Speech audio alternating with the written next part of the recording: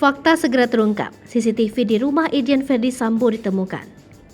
Komitmen Kapolri Jenderal Listio Sigit untuk menyelidiki kasus tewasnya Brigadir Nofriansyah Yosua Huta Barat alias Brigadir J terbukti.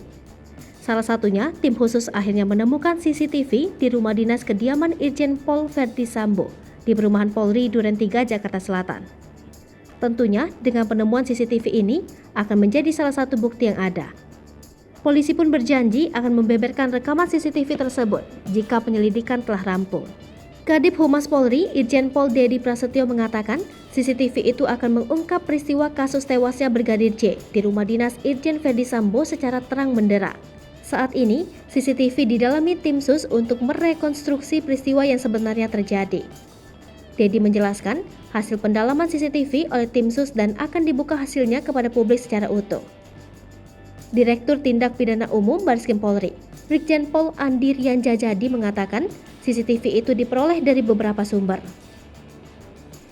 CCTV ini, kata dia, menjadi bukti baru dalam kasus penembakan di rumah Irjen Verdi Sambo yang menewaskan Brigadir J. Bukti CCTV itu, kata Andi, langsung diproses.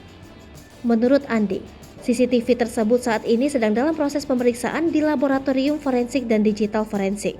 Andi tidak menjelaskan lebih jauh soal isi dari CCTV tersebut karena menyangkut materi penyidikan.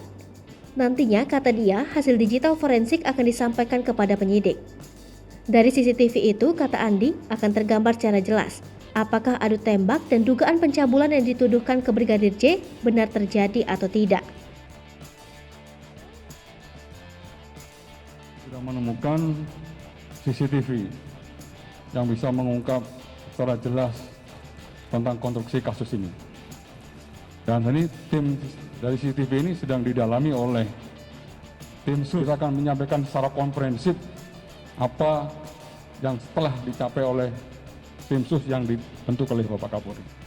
Kemudian juga sebagaimana tadi diawali oleh Bapak Kadif Humas, beberapa bukti baru TV ini sedang proses di laboratorium forensik untuk kita lihat, karena tentu ini kita peroleh, penyidik memperoleh dari beberapa sumber, ada beberapa hal yang harus dilakukan sinkronisasi.